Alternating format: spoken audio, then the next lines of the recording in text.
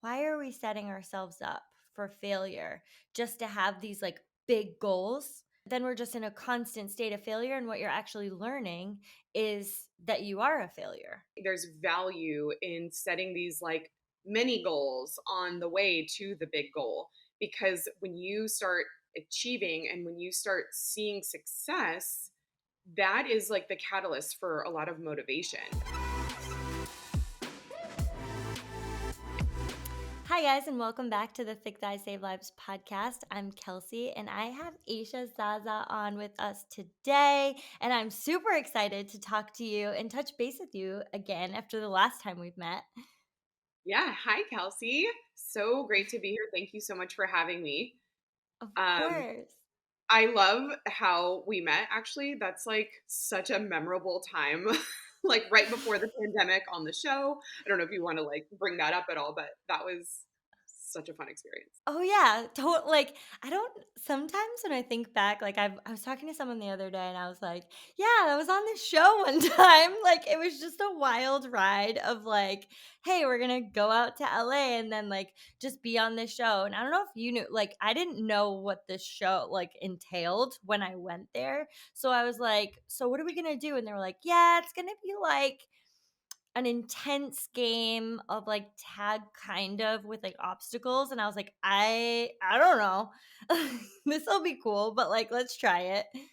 I 100% did not know what we were getting ourselves into. And they did keep it very kind of like secretive. They're like, imagine American Ninja Warrior, but like with tag. And I was like, okay, this sounds kind of intimidating. And it was. And it was, And yeah. it was so scary, but so much fun. So loved that we got to meet that way in LA a few years back. And here we are, both with podcasts now. And Wild. Here we are, just still doing the fitness thing. I love that though, because like sometimes I'm like, that was such a cool way to meet like other fitness people, like people in the fitness space too, and just like connect. And then obviously the people that you stay connected to, you end up just like if you find someone you're like, yeah, we align, like we'll stay. Like I still follow Aisha on social media. I've got to like from afar see your two beautiful children. Aw, thank you. Yeah, that's been probably the biggest addition to my life since we were on the show in 2019, or when we filmed it. And yeah, I mean, a lot of fitness and, stuff has happened in that meantime, and just kind of juggling this new chapter of like motherhood and businesswoman, and also just trying to be very present. This time passes like very, very quickly. And it's very Yes. clear with kids, like you just see them grow so fast, and it's just always finding this balance of like keeping up with my ambitions and my passions, but also doing what I think is my most important job, which is raising good people. So Yeah. I was thinking that was just like made me think of one of the memes I see all the time where I'm like, I'm trying to like raise these humans and drink some water and like stay fit and also be present and also do a business and also keep ambitions. And it's just like all of these things happening is just like so relatable to like how most of us feel on a daily basis of like, am I doing enough of all of these things? it really is a lot. And it's funny because before I became a mom, I saw people as parents, and it just kind of looked like this natural progression of life, and like that everyone was just figuring it out. And you know that it's like hard, and you hear that it's kind of hard, but you see everyone just from this outside perspective, and it looks like everyone just knows how to do everything, and it goes kind of smoothly and whatever. But it is so much effort. It's so much work. It's so much planning. There's a lot constantly, like you're guessing, is this the problem? Could this be the solution? There's all these things that come up that I just feel like aren't like talked about and shared as much. So I've tried to be really open on my social media platforms and, the podcast, just about transitioning into motherhood, because I think also a lot of women are entering that phase of life a little bit later in life than we used to. And as everyone is very transient too, people are not near their families all the time. So it's, like us, we live in Santa Barbara. My family lives in Northern California. My husband's lives out of state, and it is a lot of work when you don't have family around, which is not how it used to be. You used to have this like Yeah. bigger family unit, and it was the village, helping you raise your kids. So there's a lot of navigating like how to do this in this like modern culture, and it's been a learning process for sure. I I love that you're sharing that, like, it isn't necessarily this, like, seamless, like, natural progression of, like, being a parent, because I feel like that is one of the most intimidating things, that feels like we're all unprepared. But if everyone is unprepared, then it's like, "Oh, okay, none of us really know what we're doing," right? Like, that is, like, so much more comforting for me than, like, "Yeah, well, you'll figure it out," because everyone figures it out, and it's like, "But what if I don't?" Like, Right. I always wanted to know, people would always say this before I had kids. They would be like, having kids is the hardest job and also the most rewarding job you'll ever have in your life. And there was something so ambiguous about that because you're like, what does that mean? What does that feel like in the day to day? Like, can you tell me what that looks like and the things I'll be going through? And it really is something that you'll just never know until you go through it. But it is, you do, I mean, there, it's not just like, okay, blam, it happens and then you're like figuring things out like in a hurry. There is this like progression. You obviously have like 9 to 10 months of pregnancy, and then as you go through it, like you're figuring things out as you go. It's never just like this, you get smacked in the face and you're left I mean, it is a little like you get smacked in the face, but I do think that, what am I trying to say here? Oh, what I wanted to really allude to is that, like, I don't want to intimidate anyone who's listening that is kind of on the fence, maybe of having kids, or wondering if they should because they are scared of the sacrifices that it'll take. Because I definitely had those reservations before becoming a mom. I was like, Mhm. I don't feel ready. I know I want a family for later in life, but I never felt this huge urge to start a family. I never really wanted a baby. Like my maternal clock didn't go off like people often say, like, oh, you'll just know when you're ready. And I was like, well, I'm like still waiting and I don't want to wait too long though. And so it's this weird, and I had to just get pushed into it. It had to happen by surprise because had I waited until I was ready, I'm not sure what that would have looked like or when it would have been. And so it is this hard, but I also was able to draw from a lot of past experiences, the show included, like not knowing what you're getting yourself into. And as you go through it, you're living your way into the answers. You're kind of living your way into how it feels, which yes is scary and kind of intimidating, but it really is the best thing that in life, like how people say it's the hardest and the best. It is so much more the best than it is hard, or I guess it just makes the hard Worth more it. worth it. Yeah. Yeah. Mm. So Mhm. I just want to I encourage those who are listening who don't have kids yet, that kind of hate that narrative about how like parenting is, oh, do everything before you have kids or you'll never sleep again. It's like there's all this fear mongering too around, like, Yes. Like, yeah. I feel that, like, fear-mongering. I'm like, "Why do you think anything that you're saying right now is, like, pushing me in the direction?" Like, it's a real, like, fear-mongering thing, like, "Sleep now, enjoy your time now," and it's like, "Maybe I don't want kids." No, totally. Like, no one wants to give up, like, their sleep and their freedom forever and their flexibility, and I definitely was so scared of what all that would look like too, because athletically, I had like, right before I got pregnant, I ran my first full marathon. I was, like, finding my stride in running, pun intended, I guess. Um, and I was really upset. I really thought that like I was never going to have the time or the energy to do anything again ever. And it's not that way. You figure it out. Like when the things that are important to you are non-negotiable, you do find a way to make it all work.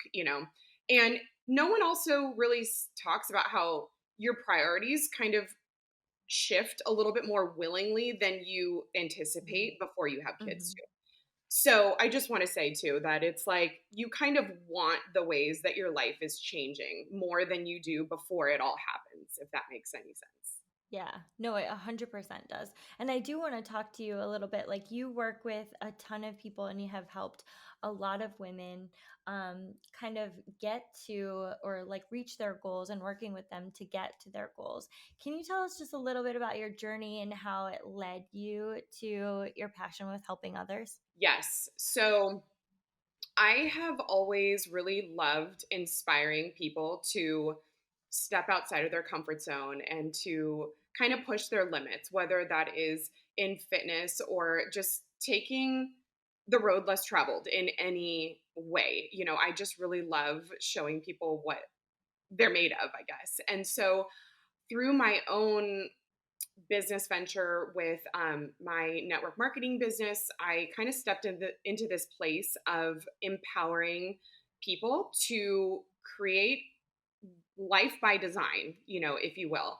And in the fitness space, I love, like you, to push my limits. Like I like that physical challenge where you know that when the pain starts, it's like that's when the race is just getting started. Whereas most people think, like, okay, I'm going to stop because this hurts now.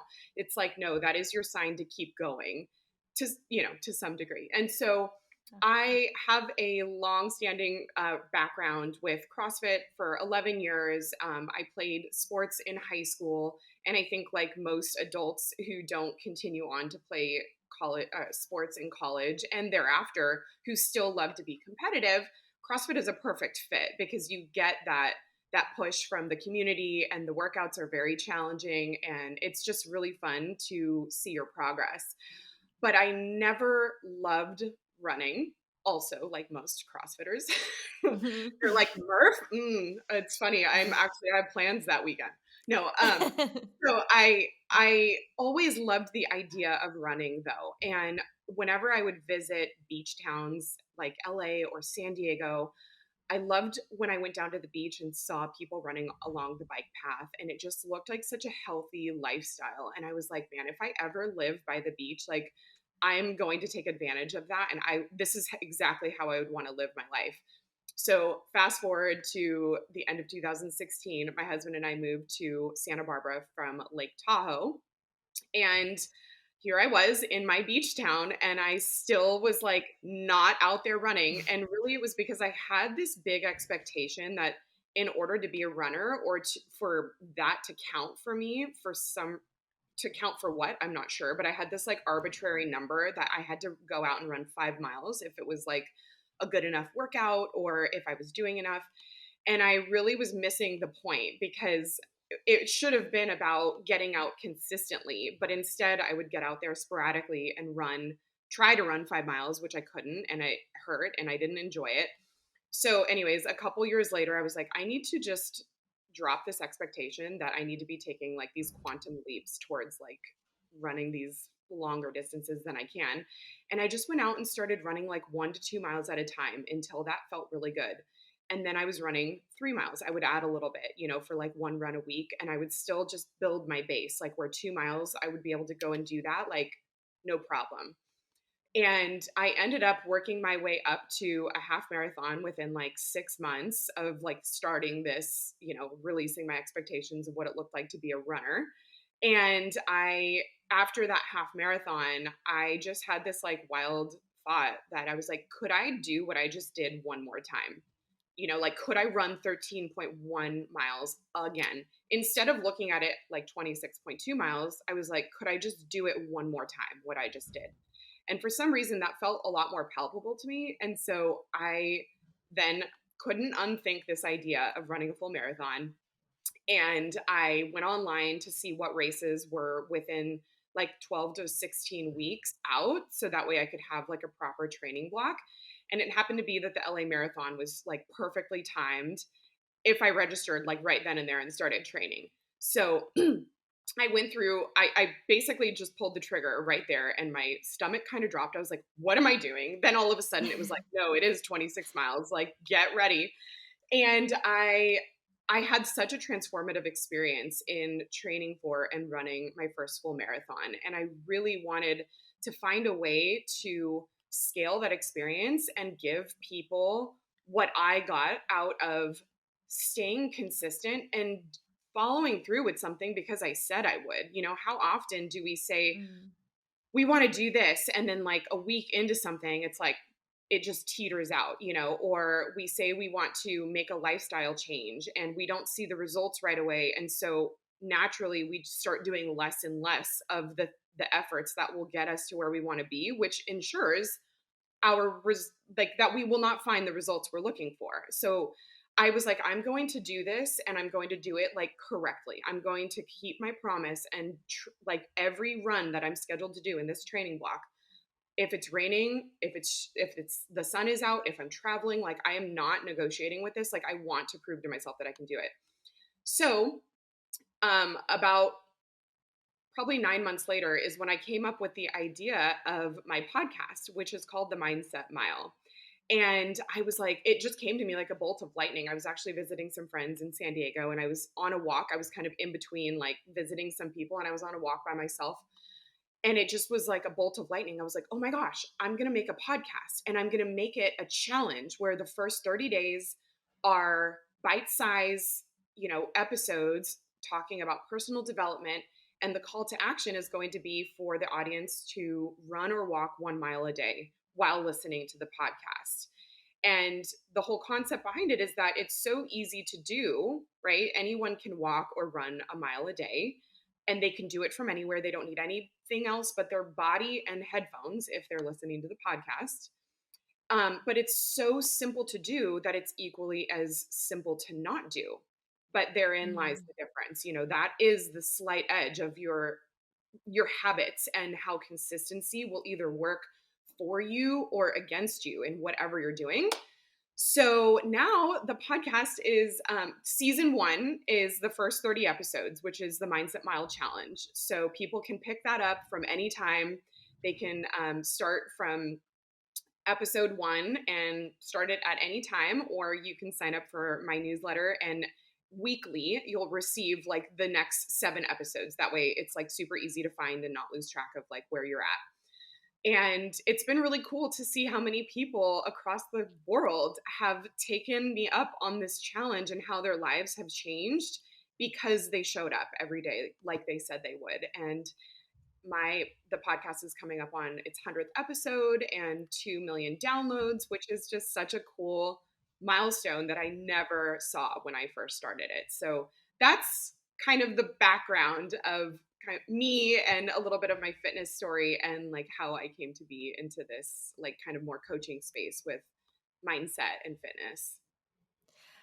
I love that. And honestly, it's some of the best ideas. Like when you're just living the thing, when you're just doing it and you find out some different things about yourselves, that is when you come up with things like, this would help someone else. Like they're just the most organic thoughts of like, hey, I'm out on a walk. Like I could challenge others to do the thing and like just show up for themselves, just like I'm continuously showing up. And it almost for me, when I have things like that, I'm like, it empowers me more to know that like I can do it with other people. Like, okay, I'm showing up and like it does get hard, but like we could do it together.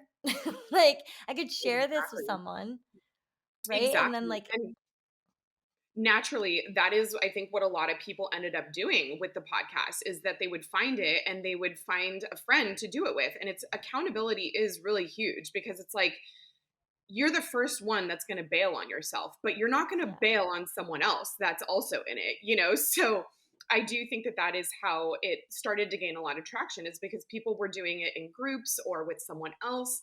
And this was also in the very beginning of 2021, where still gyms were kind of limited or closed, or people weren't going to the gym. And there was a big followership in Australia that formed. And, I don't know if you were following much of like their lockdowns were just so intense and so crazy. And so many people from like New Zealand and Australia were catching on to the Mindset Mile because it gave them something to do. Like they couldn't leave Yeah. their houses farther than I think it was like 3 or 5 kilometers. And like there were very, very strict restrictions. So the Mindset Mile gave them something to plug into that let them know that they weren't alone. And that gave them some Mm. helpful mindset tips to just make it through this really challenging time and also give them a way to move their bodies. Yeah.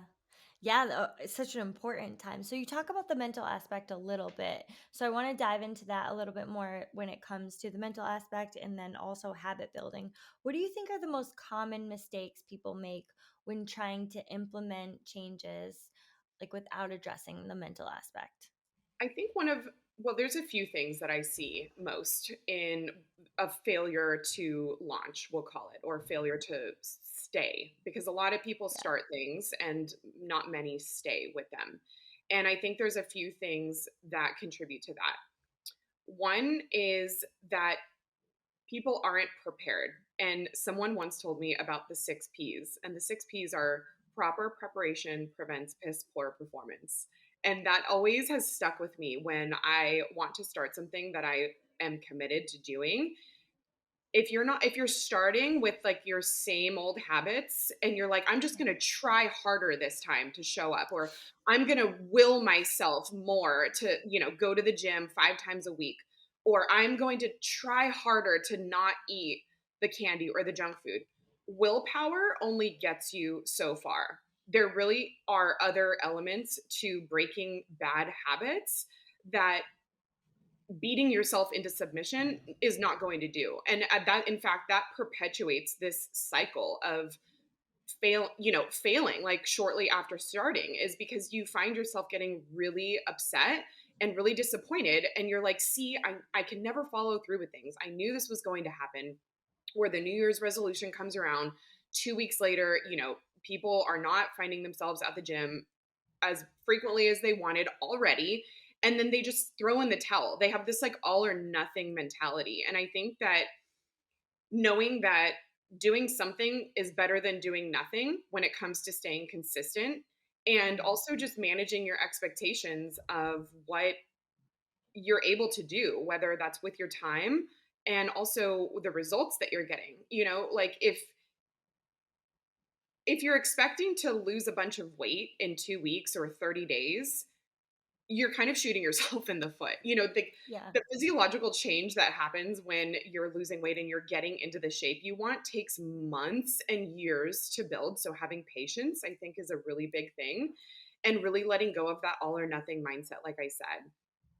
Another thing that I think is super important when it comes to breaking bad habits is not just going cold turkey. So a lot of people are like, okay, I'm going to quit smoking, or I'm going to stop drinking, or I'm not going to have the chips right when I come home. Like whatever the thing is that they run to, it's like the default setting.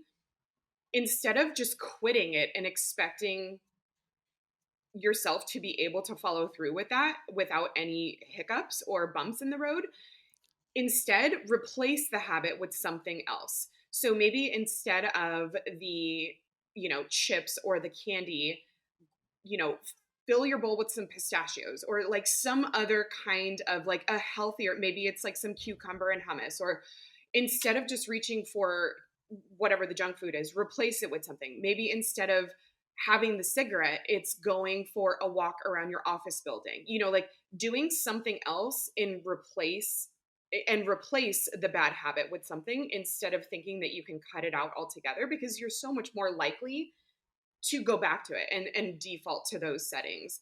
So I think that that is a huge piece. And then I guess lastly, I mean, there's so many things, but another thing that comes to top of mind is that people don't truly believe that they can really make the change that they want. And they have Mhm. some underlying belief and rhetoric that they are speaking to themselves about how it's not going to work, or that they are too late to get started, or that they're not good enough, they're not pretty enough, they're not something enough. And so, really paying attention to the way that you speak to yourself is huge, because if you're listening to yourself all day long, your mind is going to tell you all the reasons why it's not going to work. It's going to tell you all the reasons why you're going to fail, why you're not good enough. It's going to look for reasons to keep you in your comfort zone. That's just how our brains are programmed. So, being really aware of your mindset and how you talk to yourself is going to play a huge role in your success in anything, whether that's fitness, business, saving money, your relationships, everything. Yeah. I think that's such an important point because like it's it, how we're programmed how we're programmed is for our body to keep us safe, to keep us within our like safety constraints, and the evolution of that, of what's deemed safe or uncomfortable, is really something that we have to work against, because like we are in general safe. Like we're not running from lions, like we're not like in most people are not worried about like finding shelter for the day or anything like that. Like our minds want to keep us in this safe zone, in this like this is where comfort. So we go back to all of these comfort things when in reality, we would like to push that comfort zone a little bit. We would like to push it a little bit more on a daily basis so that we can grow and so that we can evolve. But if you don't check those thoughts, if you don't really think about them as like not being, they don't know essentially what you're capable of. Like those intrusive thoughts of like you're not good enough, you're not pretty enough, of like all of this feedback that you're getting on a daily basis from things outside of your body, like all of these things aren't necessarily right. Your thoughts are not facts. Like we need to address them honestly for how they are, because I think a lot of people when they start these changes are thinking about like they don't actually believe them. They know based on like either their doubts or past experiences that if they try and make a change, like I'm probably going to fall off in a month, or I'm not going to be able to stick this, or setting unrealistic expectations or goals that are just not even attainable. Like Hmm. setting something about like losing 30 pounds in 30 days, whatever, any of those type of goals, like if you know that it's not like a healthy or sustainable way to achieve that goal, why are we setting ourselves up for failure just to have these like big goals? Like that's not then we're just in a constant state of failure, and what you're actually learning is that you are a failure, Hmm. right? Like that you are thinking of yourself as like, well, I just don't, I'm not someone who achieves my goals that I set Hmm. for myself. Yeah. Absolutely. I totally agree with that. With setting too big of goals, I do. And it's like hard to say that because you want to have this like dream big, like mantra and mindset. But I do think that there's value in setting these like mini goals on the way to the big goal. Because when you start achieving and when you start seeing success, that is like the catalyst for a lot of motivation. It's like Yeah. starting and getting some results, and then you're like, oh, I like the way that I'm looking or feeling or whatever. And then you're motivated to keep going and working towards that next goal. So I do think that is also a big piece is not setting unrealistic goals just for the sake of setting a big goal. For the shock factor. Yeah. So I know that how do you work with clients who have aggressive schedules, or have like a family and feel like that it's difficult for them to get movement in during the day or make some changes? Is there any advice that you kind of give to someone who says like, I have a really aggressive schedule and have a difficult time making time for myself? It is hard. We're all working with the same 24 hours in the day. And obviously our schedules and our what is on our plates look a little different. And to me, when something is important enough to you, you do make it work. So you kind of have to schedule it in to your to-do list. Like if it is a priority, and that also means really sifting through what you're looking at as a priority. Because if everything is a priority, then nothing is a priority, right? So really manage it goes back to managing your expectations of how much you can get done in a day. And trust me, like I love being productive and getting a million things done in one day, but like those that is not really possible for me with two young kids now.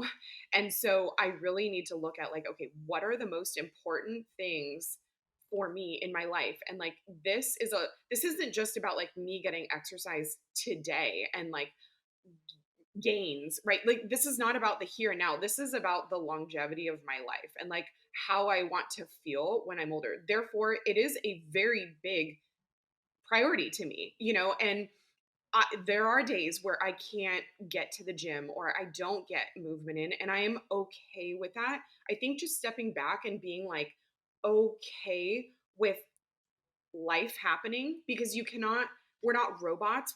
Everything is not predictable in our days. There are going to be days that get away from you. Giving yourself that grace and being like, okay, I'm starting again tomorrow. I think really like going easy on yourself is the best way to start building consistency. And I know that that sounds kind of backwards because you need to be disciplined. I'm not saying you can't be disciplined, but you do have to account for what you're able to do in your day. So there's two things there. I think it's a matter of putting it into the schedule and treating it as if it were an appointment or Yeah. picking your kids up from school, treating it like a non negotiable, and also giving yourself grace when you can't get it in. And just knowing that tomorrow, like one day is not going to kill you, it's not going to make a difference. This is about the big picture and it's about a lifestyle. And your lifestyle, when you are doing it more consistently than you are not, that's where the magic is. It's not about like 30 days in a row or bust. It goes back to that Yeah. all or nothing mentality, and it's kind of learning to let that go a little bit, and also making sure that it is scheduled into your day and you know exactly where it fits if things go accordingly. Yeah. That's great advice because I think I've talked to our listeners about this a bit too, is that like it is an appointment with yourself, and it's treated like any other appointment. It's not just this kind of like, well, maybe if I get to it, because maybe if I get to it is not, you're not going to get to it. Mhm. It's as simple as that, because like life is throwing too many things at you for you to not purposefully put um, movement, if that's what it is, for you into your schedule to have an overall picture of life and longevity and how you want to feel long term. And it's not like if you miss one workout, like that's not it. That's not like the one meal, we say this all the time, but like one meal, one workout, one anything is not a whole picture. Yeah. Like it is just all of the small habits that come together. And that kind of leads me into my next question with you. It's just like, what is one habit or change that people could make today, um, that would help improve, like that would help get some movement in, or that would help improve like their thought process around getting movement in? I mean, honestly, I don't mean to be biased, but the Mindset Mile Challenge is a great place to start. And even if people don't listen to the podcast, like that's totally fine. I hope that they do, and I hope that it serves them big. But, the challenge of walking a mile a day, I think, is completely underrated because Yeah. you are going to feel a lot different after 30 days. And this is where I used to get caught up with running is I thought like, okay, I need to run 5 miles for it to matter. And if I couldn't do it or if I didn't do it, then I would just throw in the towel and I would maybe try again in a month or 2 months down the road. Eventually, running running or walking 1 mile a day is 1 mile more than zero. You know what I mean? Like you really have to look at it like, okay, if I walked 30 days consecutively and it was just 1 mile, that's 30 miles. 30 miles that you are like intentionally moving your body. Whereas if you looked at it just at like in day to day segments, sure, yeah, like a mile is not that big of a deal. Like it's easy to let it go. But you are going to be that's 30 miles you would have not walked in 1 month if you just looked at it like that because you forego this idea that it needs to be all or nothing or this like big amount for it to matter. And so I think just doing that and building consistency with I mean everyone has 10 to 15 minutes. Like there just isn't an excuse for that. You know what I mean? Like that is just Yeah. you either letting everything else come into your way and like railroading you. Like you either need to take charge of your day in some small way or it's going to take charge of you. So I really think that walking a mile a day or running a mile a day is a great place to start building better habits because it will change you. You know, it sounds kind of small, but there are people that have messaged me from all over the world that have stopped the habit of smoking, or they signed up for their first 5K or their first half marathon, or even ran their first full marathon because of this podcast, you know, or like because of this challenge. And so it's amazing. Like people have messaged me saying that they started their online stores or their Etsy shop, or they started this course, or they left the job that they felt like they needed to stay at because it was, you know, XYZ. It's really incredible, like what a little bit of consistency will show you about yourself and like the courage it'll give you to follow through with something else you keep saying that you want to do. So, I mean, yeah, mindset mile, baby. Thank Isha, you're doing amazing work. You're doing you. so great. I'm just so excited for you and I'm so glad that we got to connect and talk about it because it really is more than that. Like it building consistency and confidence in yourself that you will achieve the goals that you set for yourself even when it's something as small that takes just 15 minutes that just is a mile or something that you would think is just like small and maybe it's just about movement, but it's really not about movement. It's about building confidence with yourself that when you say you're going to do something, you do it. And Mhm. you have to build that confidence within yourself, just like you would build that in every other relationship in your life. Like when people say they're going to do something, you either count on them or you don't. And the truth is that we have more opportunities to, you know, not earn our own trust or earn our own trust because we're making decisions with ourselves every day. Like we have the opportunity to let ourselves down every single day or to do something that we said we're going to do. Mhm. And like when we talk about confidence, especially with women, when we talk about, changes and habits and ways that we can build courage, it's like, it's not this giant thing. It's not this far off, like you have to do this like big giant thing, like either you run a marathon or you're not a runner. It's not these giant things. It's these small agreements that you make with yourself, that you meet, that you say, I said that I was going to do this thing and I did this thing. Good. I trust me. And the Yes. thing that about trust is that it is going to build confidence. I trust in my decisions. I trust in my ability to lead. I trust in my ability to make healthy changes. I trust in my ability to make decisions that serve me. Maybe that's leaving a job, maybe that's starting a business, whatever. But like building that trust is just so important and so foundational in everything that we're doing, that it's just like it's everything. I couldn't agree more with you. And, you know, I think that this is the biggest form of self-care. You know, we're being sold something all the time, right? Like the next product or service or whatever. And not to say that there aren't great products and great services that we need and want and can take advantage of to like help in lots of different areas of our life. But I think really when you strip self-care down to its simplest form, it's a verb and it's not a noun. And it is this confidence to trust yourself, like you're saying. And I think that that is the piece that is overlooked in building consistency and building better habits, is that it's not necessarily about the outcome you're expecting, which is maybe to lose weight or improve your mile time or whatever. It's literally who you become in that process. And I think that that's not talked about enough in the self care world.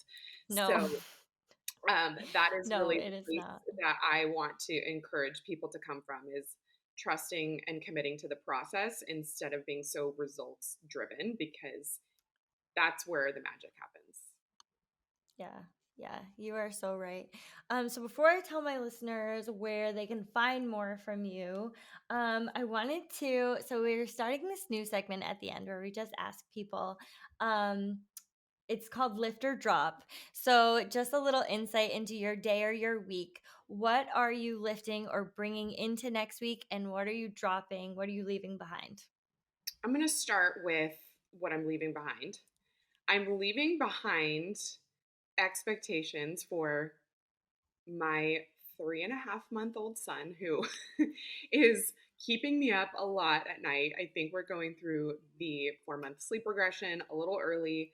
Things are just very unpredictable. And the more that I was trying to fix, and I'm doing little like quotations around fix, I think as parents, we're always looking to like fix problems that will make our days easier.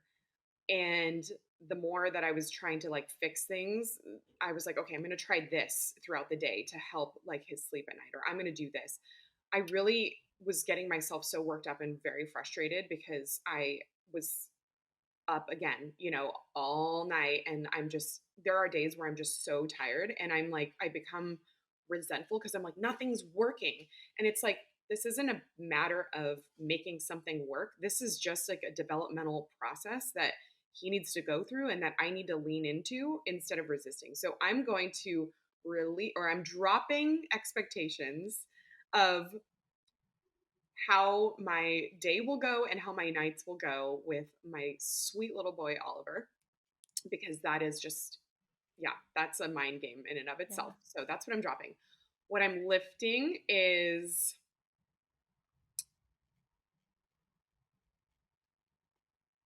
my hope. I think hope is a really big factor in how you operate and how you feel throughout your day and how you look at situations. And there tend to be seasons in life that feel, for me personally, a little heavier and a little more stressful and not as fluid as I like.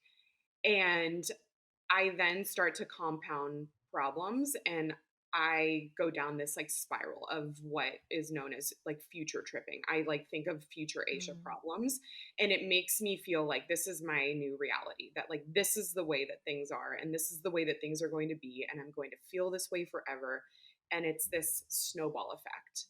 And so I want to lift my hopes because when you are looking up and you're looking forward and you have hope about your future, that your best days really are ahead of you, it helps you live more presently in the moment because I'm not that prevents you or it stops like your anxious tendencies in their tracks when you have hope about how things are going to change for the better. So that's what I'm lifting and that's what I'm dropping.